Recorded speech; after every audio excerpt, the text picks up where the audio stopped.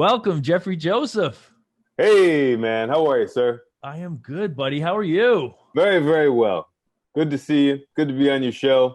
Good to see you too. You look great, man. What's Oh, going on? What's going on up there? hey, man. Free healthcare. What do you want? Legal weed. They're talking uh, about decriminalizing all possession of all drugs. What am I going to be stressed about? you guys are Huh? doing it right. You guys are doing it right up there. Man, it's interesting, I tell you. You're bespectacled, and now that's new, right? How long has that Uh, been? it's been a slow process of having to accept glasses over the last couple few years. I'm right You know, behind you, buddy. you know what I mean? Just getting made fun of for squinting, which I think that should be as bad as fat shaming. That should be as bad as anything else. You know, when you look down and you're just trying, oh, yeah, I can read this, leave me alone. And they say, oh, no, you can't read. Look at you, look at you. That's shaming. And it How do should you be still have? called out. I agree. How do you still have a playbill? That's got to be from a year ago, because there's no way you saw a production. You're just that kind of guy. You have a playbill at the ready. You know, it's so funny. You know what it was? Is that Hamilton? Yeah, it's Hamilton, which is funny too in and of itself. But I think I opened this box to get a bunch of tax records out of it, and I saw my ticket just fell out because I last saw Hamilton. I think in 2019, and it's a tax write-off for $250.50. There you go. Wow. Yeah. You got to hold on to that. Yeah, and I filed my taxes. What was it? Not yesterday, the day before, because somebody's got to pay for these drones. No, they don't pay for themselves, you know. Somebody's got to pay for these Gulf trips. He doesn't foot the cost of those. Somebody's got to pay for the Goya beans. That's true. That's true. And by the way, I'm sure that, you know, there's the Georgetown Hoyas. I'm pretty sure it's going to now be the Washington Goyas. That's what it's going to be instead of the Redskins. It's going to be the Washington fucking Goyas. The name changes are in the wind, my friend. It's in the wind. So let me ask you this now. You have been in Canada for is it 2 years now? 2 years now. Yeah. And what was the original impetus? If I'm not getting too personal, what was the original impetus? Because I think of you as like a New Yorker through and through. Like, you and I knew each other from the comedy scene in New York. We did a lot of these kind of alt rooms, alt shows together. And always loved seeing what you were up to, seeing what you were working on. And then, like, and this is kind of your MO, by the way. All of a sudden I start to hear whispers like, Jeffrey just he ghosted us. He just ghosted America. Irish goodbye to America. How did that all come about? You know, it wasn't, I would say, as much of a decision as it was slowly testing the waters. I was kind of going back and forth, spending like a few weeks in Montreal or a few weeks in Toronto, seeing, should I make the transition? I came to Vancouver a few times, which is where I am now. And every time I came, I just mainly felt really relaxed and calm.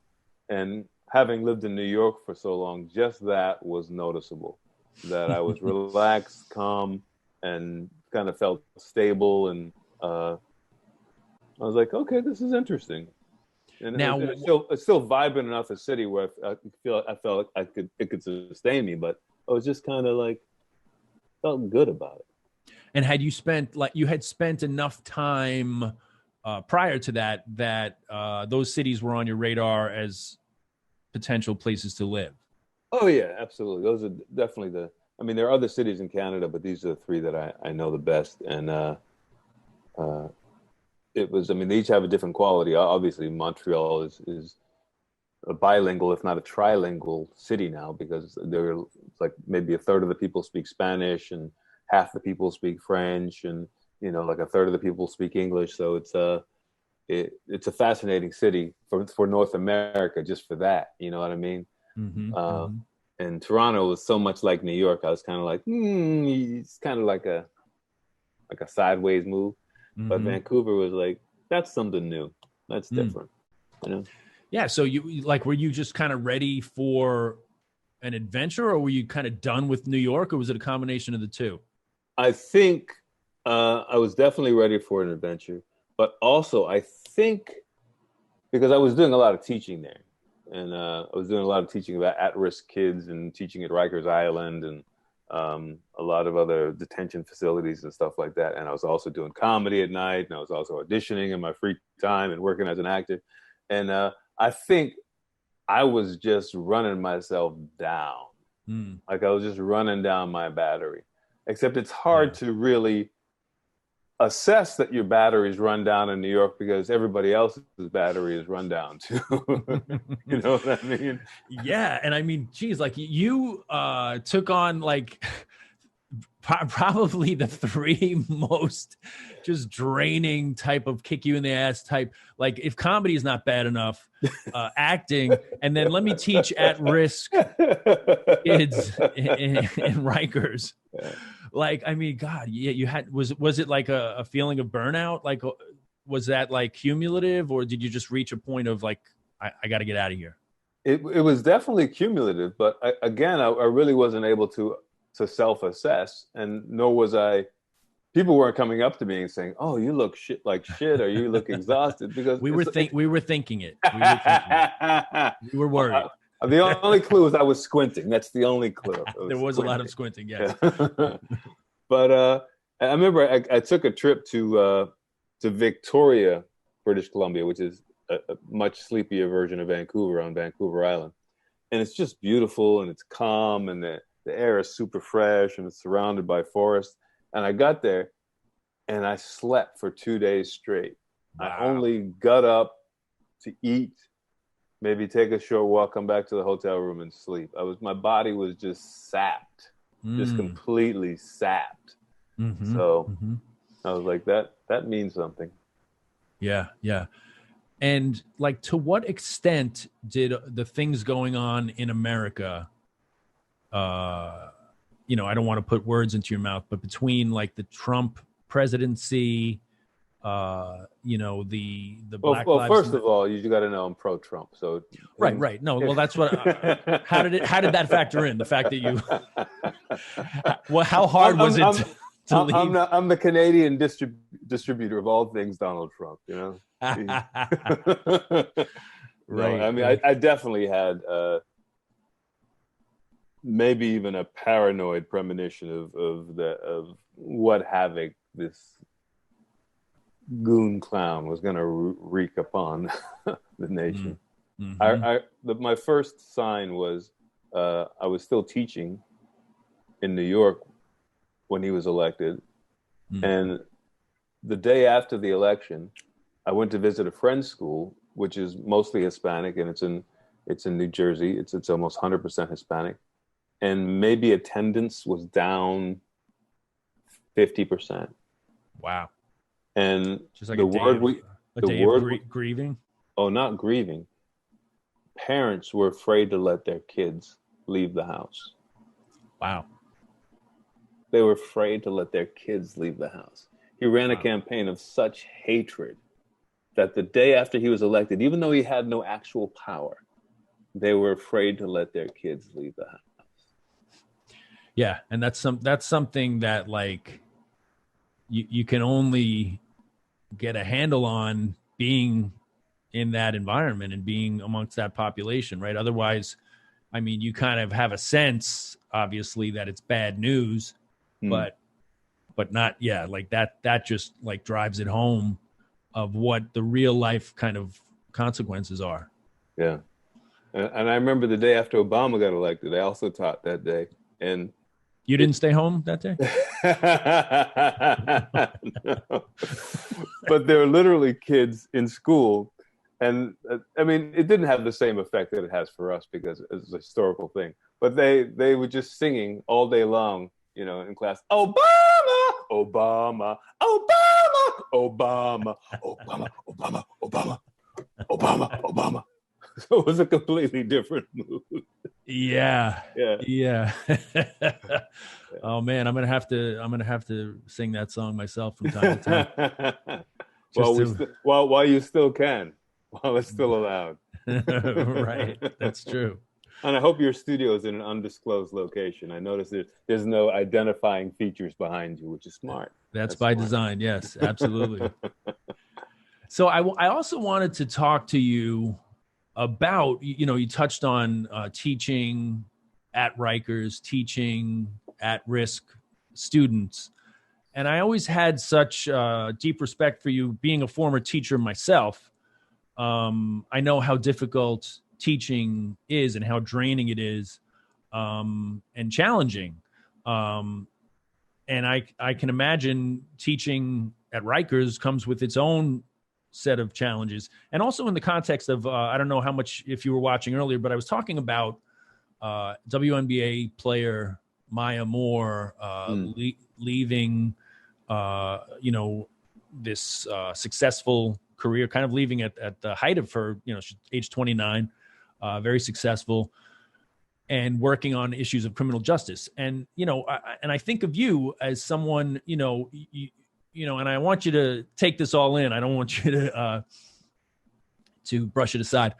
Someone who's such a gifted actor, comedian, but for you to also put your considerable talents in that direction is really just as much, and more so, in fact, than Maya Moore, because you had this wealth of knowledge and your acting background and all of the experiences you've had in the business, and you chose to bring that into a prison classroom.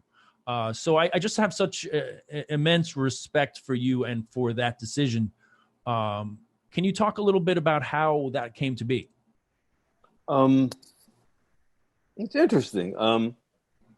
I kind of fell into it, if you can fall into such a thing. But I had done a play reading at Ensemble Studio Theater, and I had replaced an actor who something had happened, and who knows. And the play was written by one of the teaching artists at Manhattan Theater Club, and so all the big Manhattan Theater Club people came, and they saw me that night, and they were like, "This is going to sound weird to you, but the playwright and all of us, we're teaching artists, and we go into all these locations, and we kind of bring our expertise as theater makers to the classroom. And would you be interested in joining us?" And I'd never done anything like that, so I said, "Yeah, I'll give it a shot." And I kind of just got sucked in from there, Yeah. And how long did that go on for? How long did you teach? I think more than a decade, more than 10 years. Wow. Yeah. Wow. Until I couldn't see well anymore. they had to ask you to leave. Yeah. So, obviously, comedy has its own rewards. Acting has its own rewards and challenges. What did you kind of like? How how did that impact you? Like, what lessons did you take with you from that personally, and then maybe even things that like changed you from because it is such a specific. You could have done it once and said like, all right, thanks for that opportunity, but you did it for 10 years. Yeah, I think the number one thing is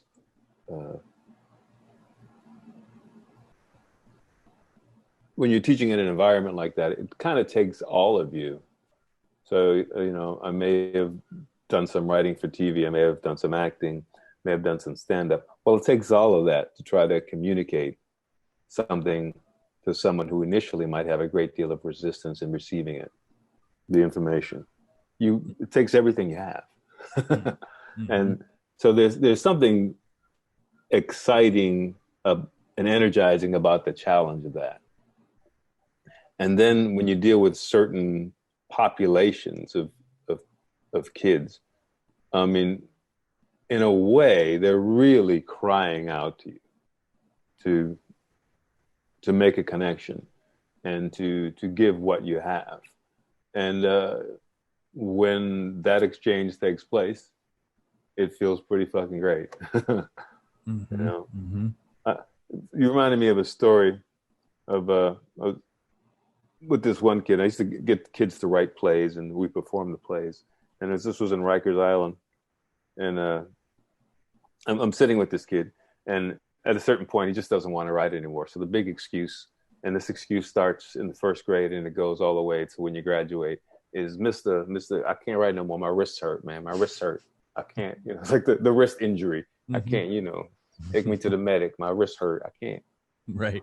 And at that moment, somebody came in with a waffle, which is a waffle in prison. So the kid was like, "Oh, I want a waffle." I was like, "Man, like the breakfast food." Yeah. It was like a frozen waffle somebody put in a toaster, but still, like, what, a waffle in jail? And he stood up to get his waffle. I said, "Dude, sit down." I was like, "Writing is food for the soul." And he said, "Mister, my soul is full. It's my stomach that's empty."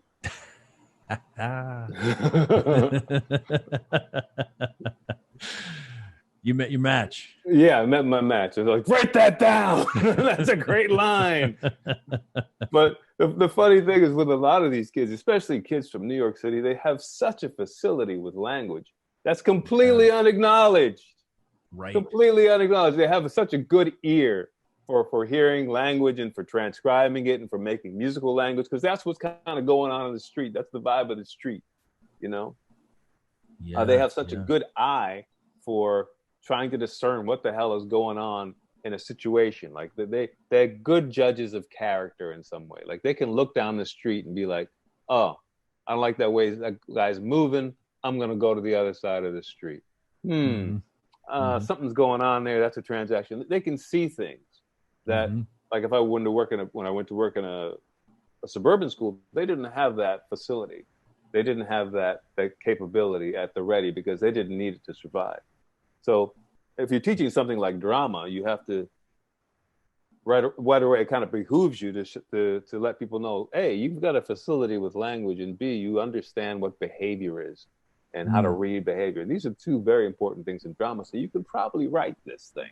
You can probably write this. You know, you kind of empower them with the gifts that they already kind of have, and they can take off. Yeah. And isn't it fascinating, like that, teaching, and specifically teaching in those types of institutions and those populations, and in a different way, obviously, comedy and acting drops you into all of these situations where you said, like, it requires all of you, and it's like a clean slate each time, right? Whether it's a production or certainly in stand-up, every time you have a gig. And I would imagine with teaching, certainly for me, though it was not in Rikers, like you do have to be present, and it's like it's almost like you have no accumulated, you're always exactly. Like having starting from zero. Is that an accurate description of like kind of all three of those in a certain sense? That's a very accurate description, because especially teaching in a place like Rikers, where you don't even know if you're going to get into the classroom that day. Like from the moment you show up, everything is a maybe. Like you show up, you have to go through the security thing, and if there's anything happening anywhere in the prison, you're not getting it. Wow. You show up, you go through the security thing. If the corrections officer at the gate has an attitude, you might not get in. You show up, there's a huge line. Maybe there's a scuffle in line because of some kind of visitation day. Maybe you're not going to get in. Or maybe you're going to get in and there's another slow up at another gate as you're getting there. And maybe you get in and you're in classroom for just the last 20 minutes of a class. It's like, so by the time you get into class, you've already gone through so much stress and toil that, and then the classroom is exactly the same thing all over again. You don't know which kid's going to be in the class. Like you're excited to see a certain kid because he was supposed to work on this thing and he wanted to work on it. And then they're like, he's not here today. He got a last minute court date. They had to take him out, or he got in a fight at the house so that he can't come today. Or there was a fight at the house that he had nothing to do with, so he can't come today. So everything is constant. Or he got a hold of some waffles. Oh, there was a waffle. A waffle. Everybody leaves. Everybody leaves. Everybody out. COs leave for waffles. So now, like in this time of, Black Lives Matter, the movement for Black Lives, this kind of cultural shift and this awareness of mass incarceration and the kind of behemoth of capitalism that commodifies Black and brown bodies the way that it does. I guess two things. One, like, is it dissimilar in Canada? And also, like, do you find yourself hopeful in this moment? Like, what emotions, if it's not too personal to ask, like, what is your kind of where have you been at with this kind of wave of the movements that have been coalescing? Well, I think it was amazing to watch the whole series of protests unfold the way they did. And it was surprising in one sense and not surprising in another, because this level of tension and oppression and the resultant animosity had just been building and building, building and building and building and building and building. I remember maybe going back to, I was living in Brooklyn, maybe was it 20 years ago as much? Have you been in Canada that long? No, this was Brooklyn, maybe 20 years, 18 years. And I remember there was all this stuff going on with the police there, and there were like kids going around. This is before like there were good cell phone cameras, so they had camcorders, and they would they would film the police, and there would be fights between the police and the camcorder people, like cop watch kind of stuff. Yeah, and but it was unofficial, but there was a lot of tension about that, right, a lot of tension, and watching that to go from there to the point where now the average Joe, it doesn't take a committee, it doesn't take somebody to find out where the thing is happening and then rush to that point with a camera. Now the average Joe just pulls out a camera and just clicks it, and we have undeniable proof to all except the most hardened racists that because what happened before that? Well, I want to know what happened before. Yeah, there's always another side, right? Yeah, what happened? Oh, and when he was in the 7th grade, he got a D. So he's Jesus Christ. You can't argue with these fuckers. That's right. But you have evidence that can be beamed across the world of exactly what's happening in the streets and what the relationship is between the police and the people they're supposedly working for. So I mean, it's been amazing to watch the energy that's come out of that, all this incontrovertible truth that the people who've been over policed have always known, and we've always tried to share our stories. Sure.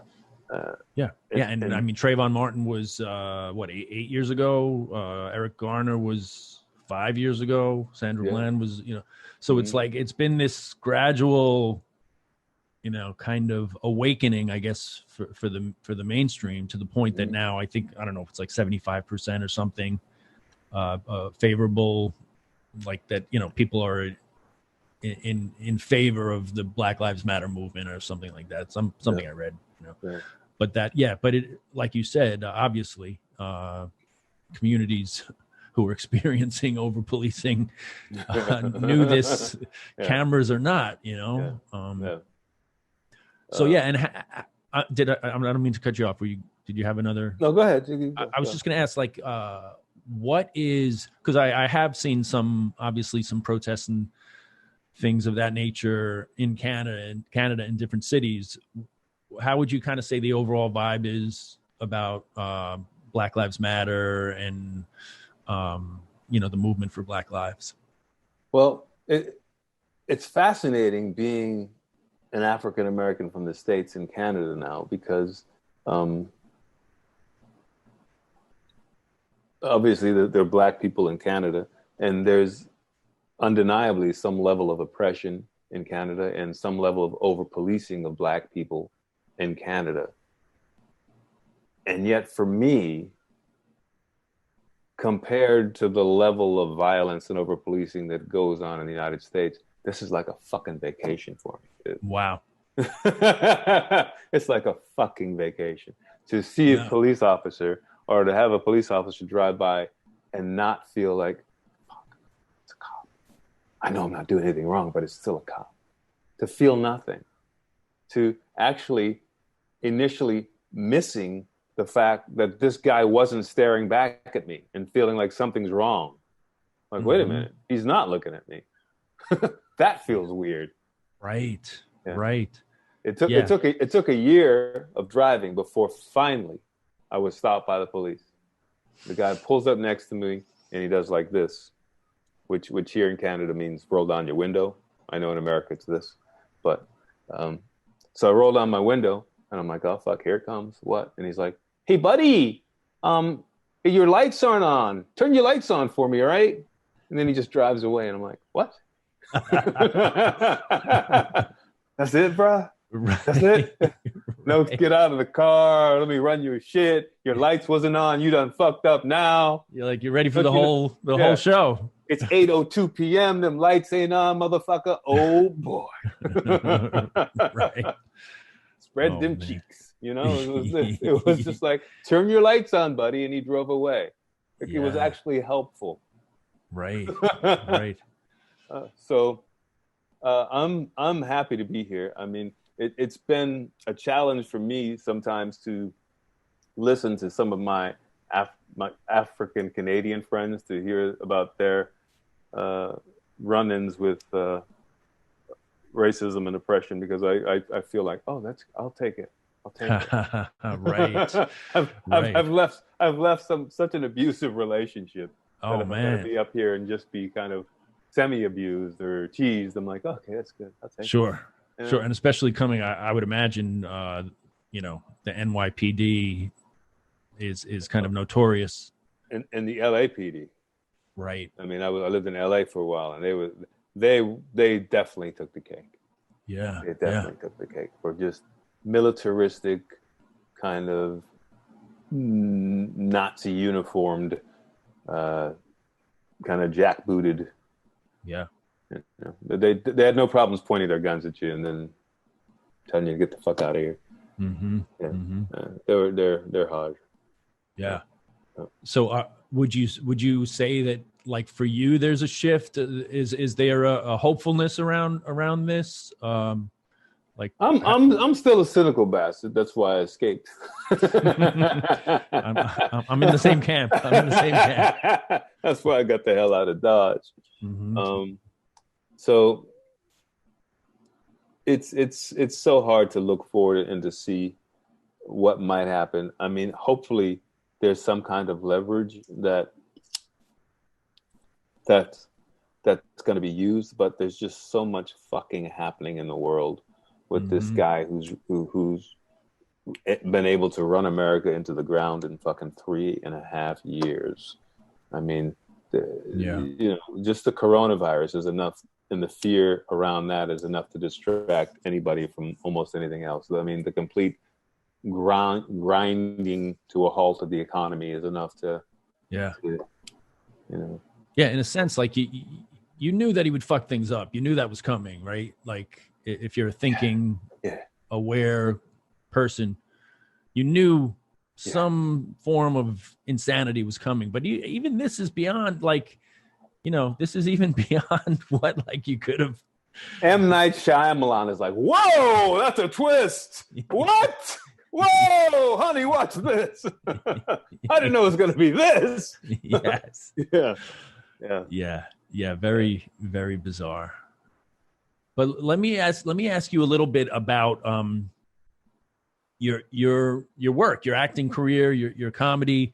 You're one of those guys that have done so much. You'll just pop up in, obviously things like every Christmas we're watching Scrooged, right. And there's Jeffrey. and classic shows like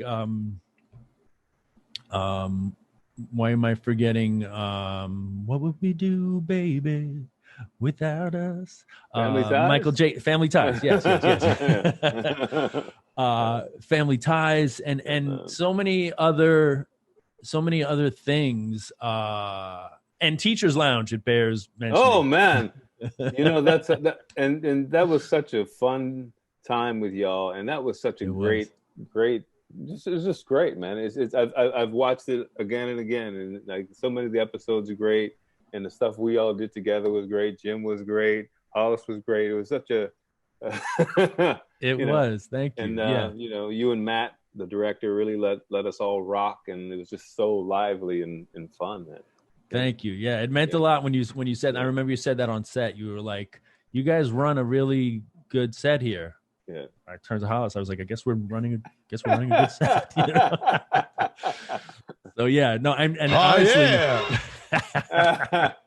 that's Matthew. I figured. Oh, there he is. Yeah. Hey, man. Yeah, and when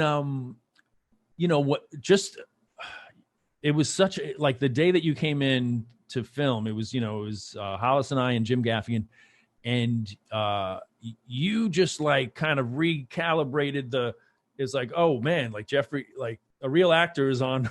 Everyone, your attention, please.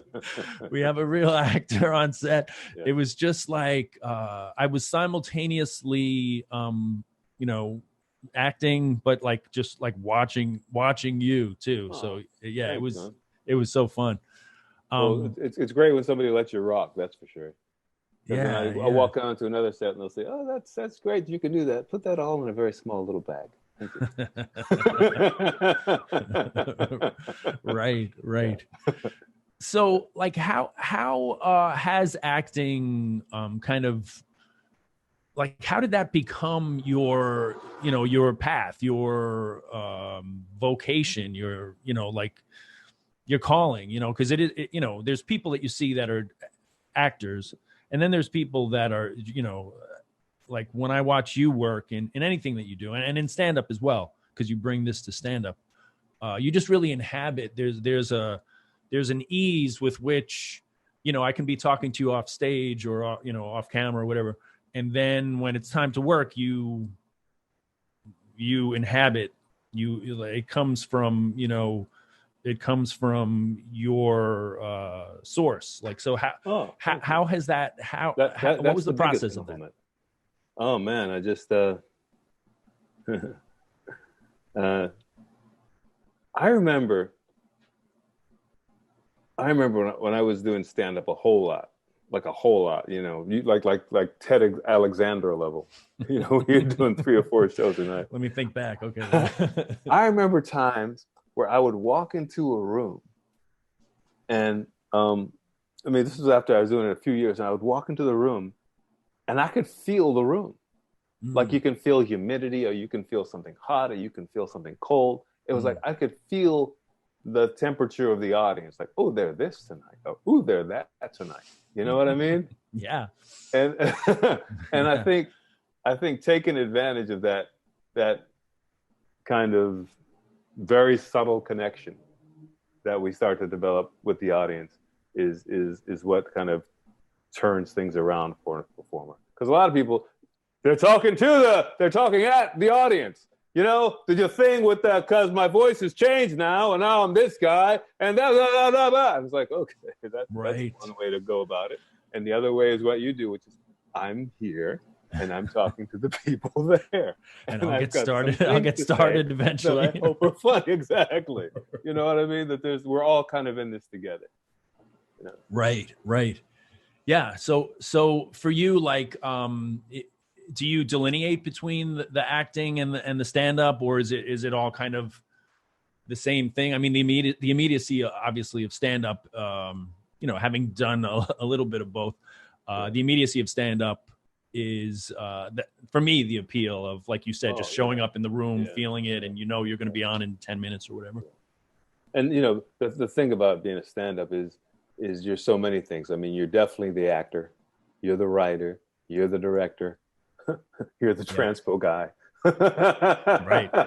And your craft services, you got to get your drink or whatever. You know, you're the whole fucking crew, and then you got to speak into the microphone. You got to do the whole fucking thing. So it's it takes all of you.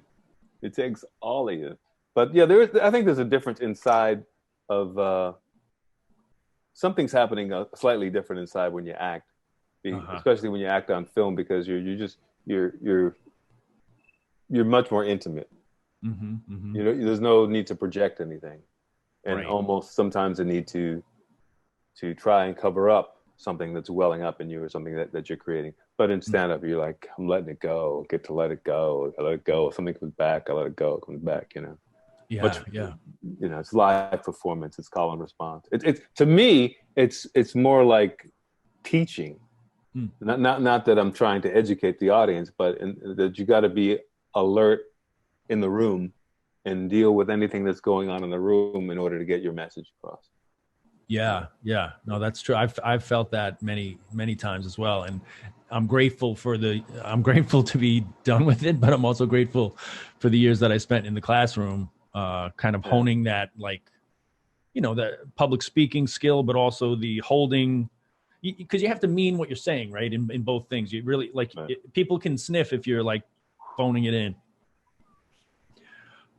Now with acting, can you point to one experience, like you talked about the fun of like kind of being like, you can play or whatever.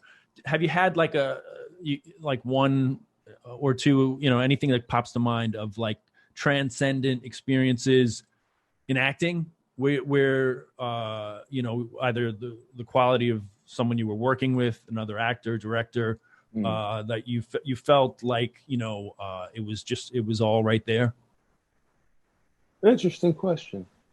And when you said that, I immediately went to thinking about acting class, because I think those might have been the first time I felt those transcendent experiences. And so those are the ones that I remember most powerfully, because it's the first time you do it where you're like, whoa, what the fuck? It was just flew. I knew all the lines and I knew the blocking, but something else happened. That didn't seem like it. Like it's like I wasn't even there. I wasn't there. Something else was there. Right. So I definitely remember that from some acting classes where I was like, start a scene and then end a scene and be like, that was a journey, man.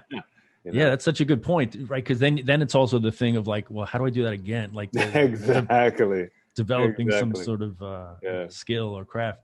There's a famous Laurence Olivier story about that, where he gets off stage and people are like, that was amazing. Like after a certain night, that was amazing. And he goes in his dressing room and he just destroys his dressing room. And people are like, what's wrong? He's like, I have no idea how to do that again. I don't know what I did, and I don't know how to do it again. Right. But I'll be back tomorrow. I'll be back tomorrow, baby. Jeffrey, can we take a couple of texts from people, because people are texting in. So, folks, do you have some texts? Text us now for some questions. First for Jeffrey Joseph, and if I can weigh in, I will. I'll say hello to John F. O'Donnell, who's in the. I see him. John, yes, my man, yes, yeah, man, love you, John. That's another high energy, high octane comedian. He brings it, man. That is a hurricane of funny, as I have said. Yeah. I have something here. Love the show. About the subject of day after Trump was elected. I was vice president of PTA and volunteered daily at my son's school, all the way over here in Oregon. And our school is 50% Latino kids, and kids were in tears in the hallways, hugging their friends goodbye, thinking they'd be deported. And fuck Trump, LOL. Oh, man. No need to put LOL in, but. But that instant level of fear that he brought to people, Yeah.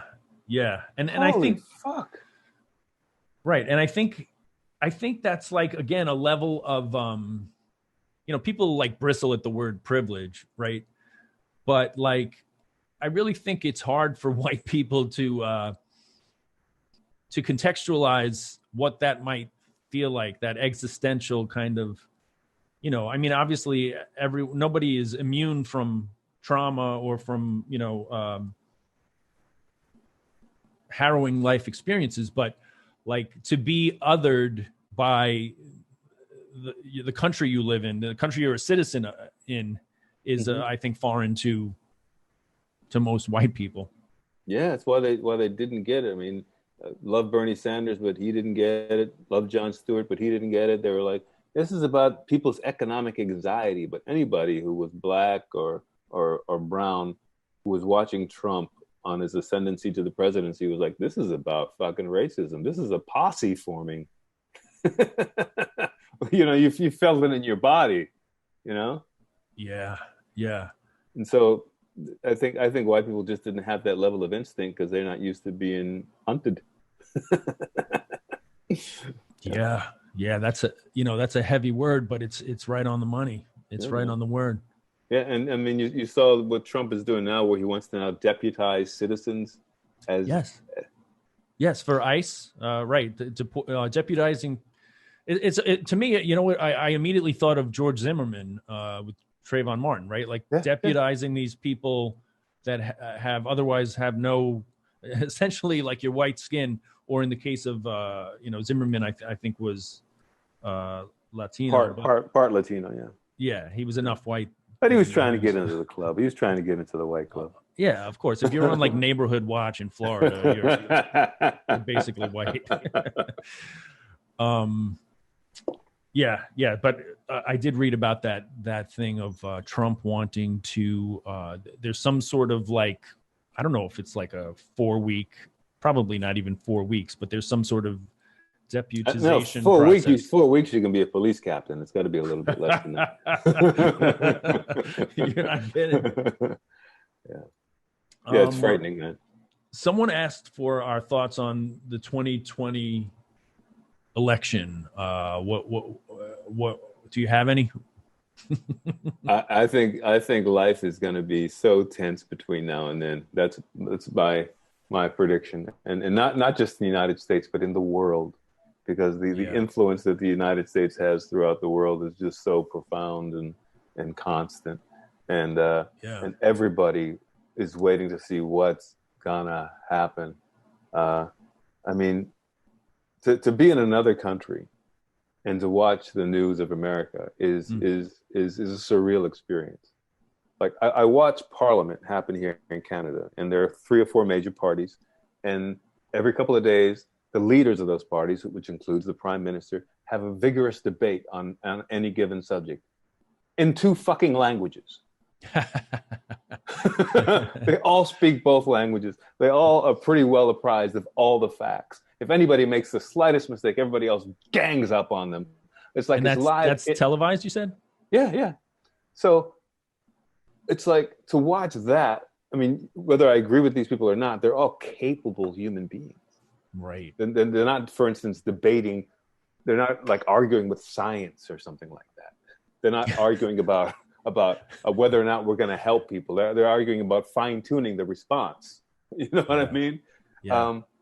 And then to turn it on and to watch fucking Trump and that cavalcade of clowns that he has out there as his emissaries is just like, I think for anybody in the world, anywhere else in the world, it's just like, what? How is this passing muster? And then, on the other hand, we have Biden, who's, he's like the slightly better version of Trump. You know what I mean? He's like, he's out of all the candidates in that field, he was the most Trump-like. And that's the one. That's right. The one right down to the sexual assault allegations, right? So it's like, I'm. He's getting my vote. I get my little absentee ballot. I'm voting for fucking Joe Biden, but hopefully he'll pick a great vice president, and then something will happen to him. He'll win, and then. Watch this, Jeffrey. You can text us at 909-575-0737. And you can ask us a question, 909-575-0737. Now, Jeffrey, I know you to be like kind of a spiritual guy as well. We've talked about like when you did Tai Chi, and I know you to have that kind of inner life and stuff. I find myself so often now splitting between the world, the physical world in which we live, the reality, and, trying to, in essence, zoom out and think about the spiritual lessons. And Trump perhaps just embodies a part of all of us and embodies American history in some ways. And right, the larger themes of like, perhaps Trump and Biden are the precise candidates, that the only candidates that this system in this country could have produced. So do you find yourself like musing on the spiritual lessons of it all? And also follow up, how do you these days find yourself taking care of your mental health and your, just your spiritual life, the stability aspect of all of this? Well, I think it's really interesting you point out that duality, because I feel that duality. I feel like my paying attention and my being involved in politics and in whatever activism that's going on in Black Lives Matter and all these things seems to be one very specific reality. And my attending to them on social media seems to be one specific reality. And those both are very upsetting realities. And then I have another reality where I can go meditate or I can go do something of a spiritual nature, and I just feel great and refreshed. And and it's like it's almost like all these things are happening at the same time, and you can choose which one to give your attention to, and they're all worthy of your attention. They all are. So, but it's nice to be able to take a nice cool dip in something spiritually refreshing. Yeah, and I guess in some sense, your decision to move to Canada was informed by that impulse, right? Absolutely was. Absolutely was. Yeah. Yeah, man. Let's see. We have one more here. Hey, man, I think you're going to need those glasses. I see this little movement with your head. You got a little comeback. I got to go back a little bit. Wait a minute. Yeah. And believe me, I've got this thing pumped up to the highest font. The question is, I'm at work trying to listen fully. What does that? I don't know what that means. Like with your full self? Yeah. Whatever you're bringing is enough. Is enough. What's your guest's name? My guest's name. Like, who is this guy? I need to know. This is Jeffrey Joseph, actor, comedian, teacher, seeker extraordinaire. Do yourself a favor and follow Jeffrey Joseph on social media when he decides to dip into that cesspool. When I guess, when he's between worlds, he comes into social media. And ask if Jeffrey, I'm putting your name in. He said, ask if he took the ferry to Victoria yet. I think you alluded to that. Oh, yeah. That's a beautiful ride, man. It's one of my dreams to, there are a couple of islands between here and Vancouver Island, which are small, barely habited, much wooded, and just surrounded by ocean and fresh air. And it's like, this little city boy would love to have a cabin in a place like that. And let it just rain. I don't care. Wash it all away, man. Yeah. Here's hoping that dream comes true. Thank you. You're welcome. What about how do you view social media? Because it is such, it is such a complex and obviously ever-present entity in our lives. You know, as entertainers, it kind of comes with the terrain. We I don't want to say we have to, but you know, there is an element of like for the job we have to. And I think you straddle the line nicely of the things that you write on Twitter, Facebook. You kind of elevate the discourse of what can otherwise be like I said, a bit of a cesspool. What is your approach to social media? Because I do very much appreciate your voice on there. I think that, I mean, you know, one of the things that's very addictive, especially in these times, is being comedians, is posting something on social media and then getting responses, because it's, you know, because it's like, oh, I need that Still response. got it. Exactly. I still got it, man. The likes, the whatever, people writing things down and responding to that. It's like, this is the closest I'm going to get to being on stage, actually, even though it's in a digital format. Yeah.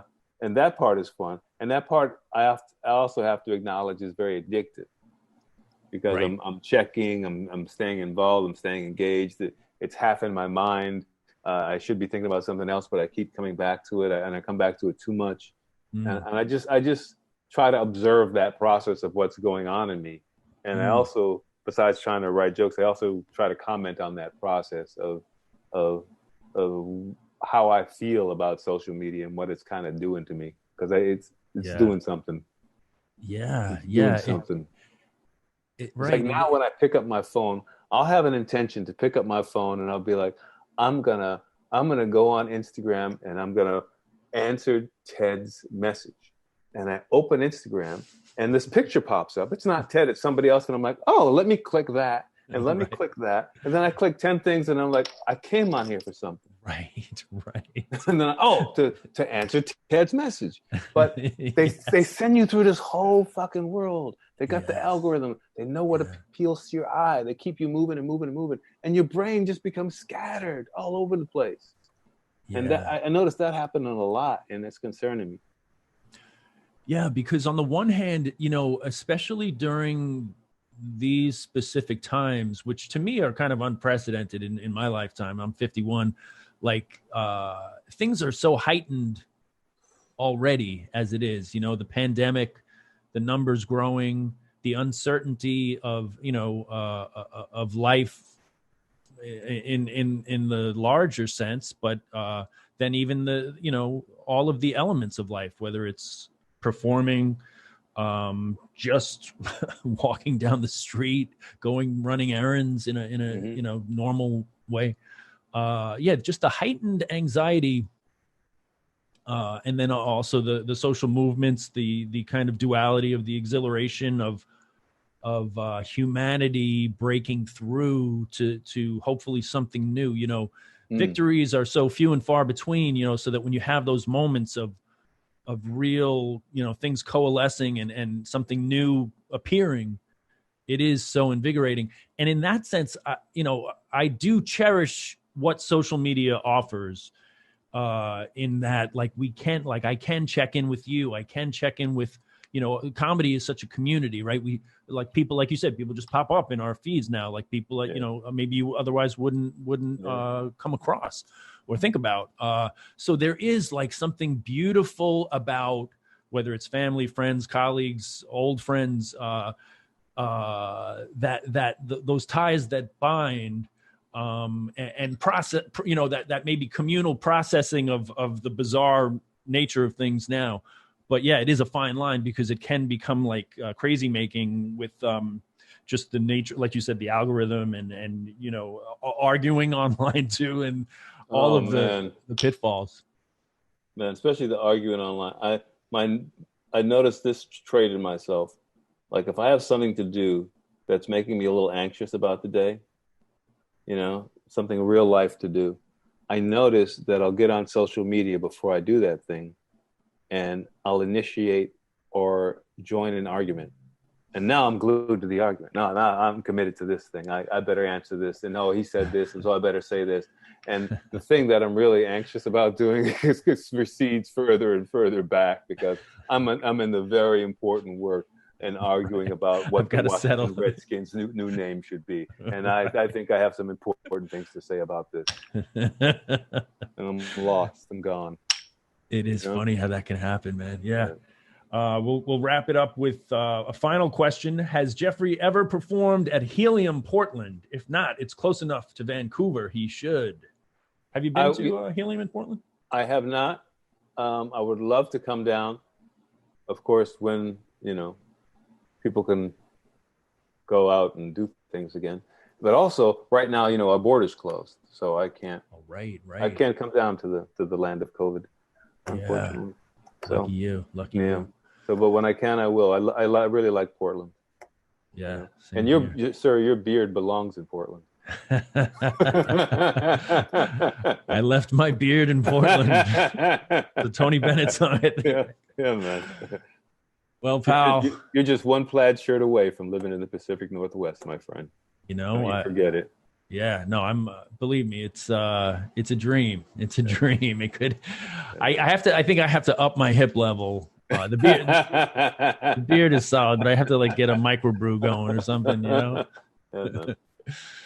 well, pal, what a pleasure. Thank you for being our first guest here on the Ted Thanks for having me, man. I love you, dude. I really love you. You too. Yes. I love watching you perform. I love I love how you feel and the things you say. It's just such an honor to be here with you, bro. I love you too, buddy. And we did talk about we're gonna. Matt Weiss is playing me off. Can you believe this fuck guy? Him. You know what? We take back everything we said, Matthew. All right, good to see you. I'm getting off the couch now, Johnny. Love you, buddy. We'll see you again soon. Love you, man. Bye.